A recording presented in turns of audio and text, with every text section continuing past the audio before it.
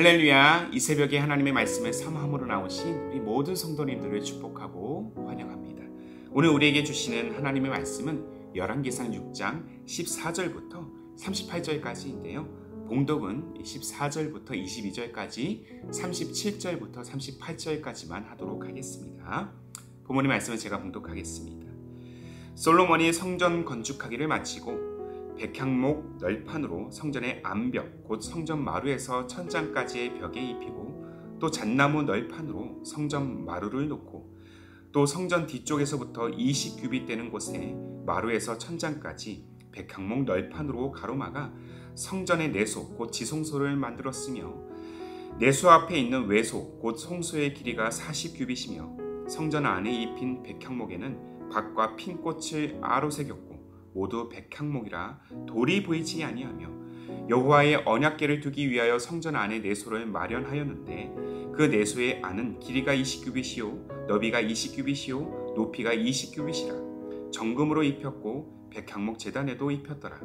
솔로몬이 정금으로 외소 안에 입히고 내소 앞에 금사슬로 건너지르고 내소를 금으로 입히고 온 성전을 금으로 입히기를 마치고 내소에 속한 제단의 전부를 금으로 입혔더라. 넷째 해 15월에 여호와의 선전 기초를 쌓았고 11째 해 불월 곧 8째 달에 그 서이계와 시향대로 성전 건축이 다 끝났으니 솔로몬이 7년 동안 성전을 건축하였더라. 아멘. 오늘 말씀은요, 한결같은 은혜, 한결같아야 할 믿음이란 제목으로 함께 나누기를 원합니다. 사람의 됨됨이를 평가하거나 표현을 할 때 가장 듣기 좋은 말이 있다라면 저 사람은 한결같다, 참 한결같다라는 말이지 않을까 싶습니다. 이 한결같다의 이 사전적인 정의가 있다라면 바로 처음부터 끝까지 변함없이 꼭 같다라는 의미를 가지고 있어요. 자, 이 말을 조금 더 풀이하면 상황과 환경은 변하는데 마음은 변하지 않는 것, 변화를 요구하는 시대 속에서도 그가 소유한 본질적인 가치와 철학은 변하지 않다라는 것입니다. 그래서 이 한결같다라는 동사가 가진 가치는 사실 우리가 생각한 것보다 훨씬 더 놀라울 정도로 고귀한 가치를 지니고 있습니다. 왜냐하면 많은 이들은 늘 상황과 환경에 따라서 그 마음, 생각, 철학이 바뀌기 때문이죠. 물론 변화의 물결에서 우리가 살아남으려면 생각의 전환은 필요합니다.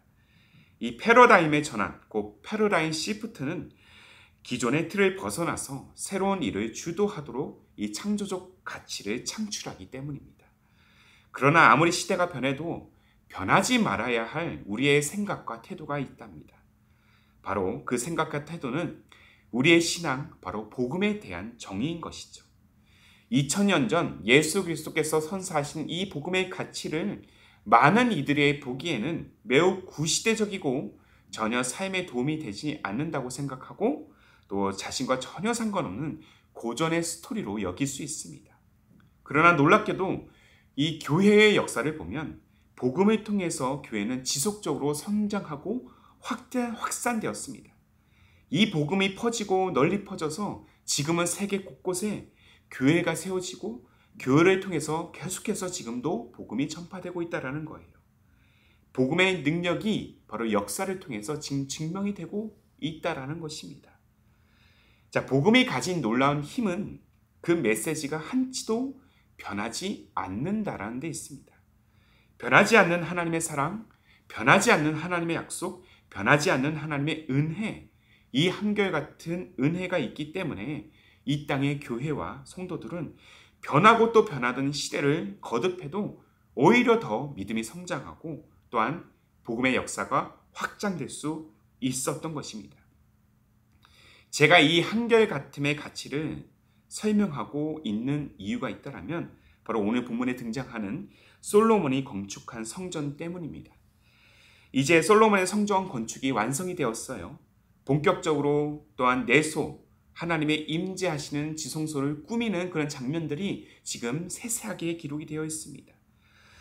전 세계에서 가장 값비싼 인테리어 재료들을 구하고 이 벽면마다 또한 이 법궤에 금으로 도배하는 그 모든 또 가치와 그 투자를 볼 때 솔로몬은 이 성전에 많은 것들을 자신의 인생의 전부를 투자해도 과언이 아닐 정도로 그렇게 온 힘을 쏟아붓고 있는 것을 보게 됩니다. 실상 솔로몬의 성전은 기존의 성막보다 2배나 커졌습니다.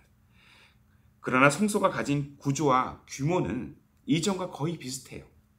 다만 더 깔끔하고 화려해졌을 뿐입니다. 이는 광야 시대부터 내려온 예배 정신을 온전히 계승하기 위한 것입니다. 성전은 이전과는 비교할 수 없는 웅장함과 화려함을 자랑하지만 그곳에 임재하시는 하나님은 변함이 없으시기 때문이에요. 성막에서든 성전에서든 임하시는 하나님은 같은 분이십니다. 그리고 백성들을 향한 하나님의 방식과 역사는 전혀 변한 것이 없습니다. 하나님은 성전의 그 화려함에는, 웅장함에는 사실 큰 관심이 없으세요. 성전의 모습이 어떠하든 언제나 그 자리에서 한결같은 방식으로 자기 백성을 다스리기를 원하셨습니다. 솔로몬도 이 사실을 누구보다 잘 알았기 때문에 성소와 지성소를 동일한 구조와 규모로 제작하려 한 것이죠.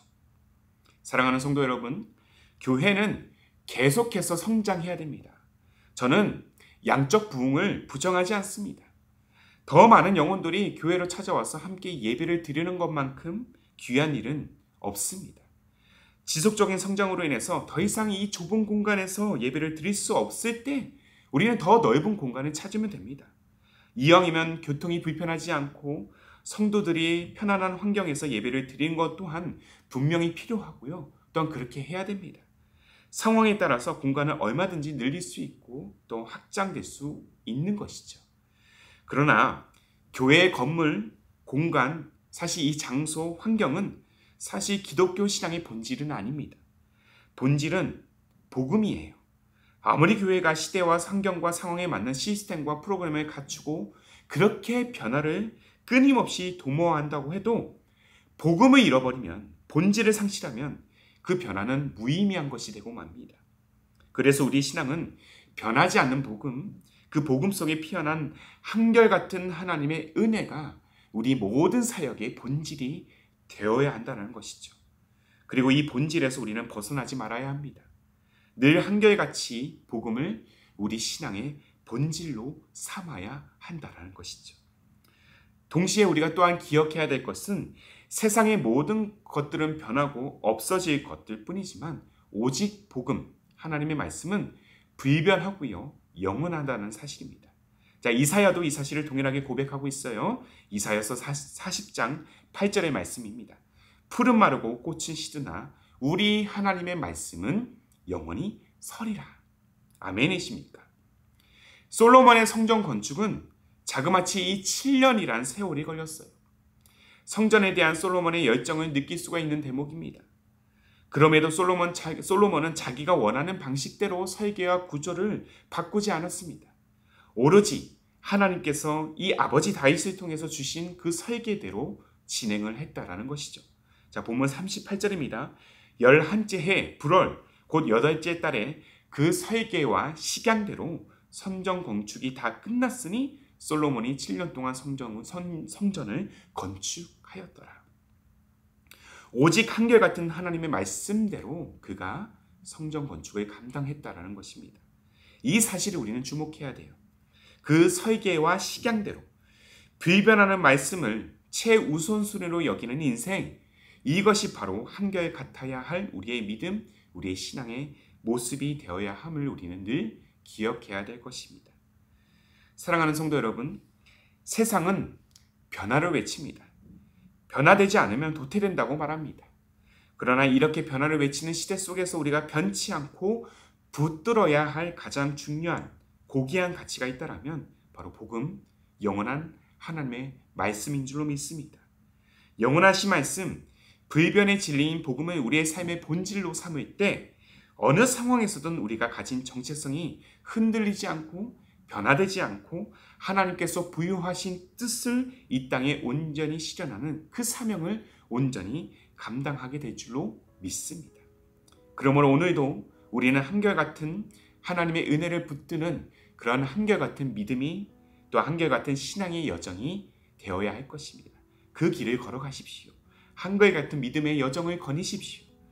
불변하는 진리를 따라 우리가 그렇게 한결같이 나아갈 때 우리의 인생은 좌로나 우로나 치우치지 않고 또한 죄와 시험의 유혹으로부터 흔들리지 않고 끝까지 믿음의 여정을 나아가게 될 줄로 믿습니다. 한결같은 믿음을 누리는 우리 모두가 되기를 주님의 이름으로 축복합니다. 아멘이십니까? 불변하는 말씀을 붙들고 변함없는 믿음으로 한결같은 믿음으로 그렇게 나아가기를 소망하면서 오늘도 말씀에 따라 승리하는 귀한 축복의 여정이 되기를, 그러한 가정과 우리 교회가 되기를 다시 한번 주님의 이름으로 소망합니다. 아멘. 함께 기도하겠습니다. 언제나 한결같은 은혜와 사랑으로 우리의 삶에 역사하시는 하나님 아버지, 주께서 허락하신 이 불변의 진리, 복음의 능력이 늘 우리와 함께 하기에 우리의 인생은 소망이 있음을 고백합니다. 시대는 더 나은 삶을 살아보라고 하면서 변화를 요구하지만 그럼에도 우리가 붙들어야 할 변하지 않는 가치가 있다라면 바로 우리 신앙의 근간이자 구원의 열쇠인 복음인 줄로 우리는 믿습니다. 다른 무엇보다 우리 신앙이 복음의 본질을 추구하며 믿음으로 나아가는 여정이 되게 하여 주시옵소서. 그 복음을 날마다 계승하는 우리 인생이 되기를 원합니다. 비본질적인 것에 흔들리기보다 복음을 붙들어서 어떠한 시험과 유혹에도 흔들리지 않는 우리의 한결같은 신앙, 한결같은 믿음이 되도록 성령이여 오늘도 우리를 도와주시고 우리의 삶을 인도하여 주옵소서. 그렇게 우리를 변함없는 사랑으로 한결같은 은혜로 오늘의 삶을 이끄실 우리 구주 예수님의 이름으로 기도하옵나이다. 아멘. 오늘도 주신 말씀에 따라 우리 두 가지의 기도 제목을 붙들고 함께 기도하기를 원합니다. 먼저는 변화를 요구하는 시대 속에서도 결코 변하지 않는 가치인 이 복음을 붙드는 우리의 인생이 되게 하여 주셔서 한결같은 믿음, 한결같은 신앙으로 나아가게 하옵소서.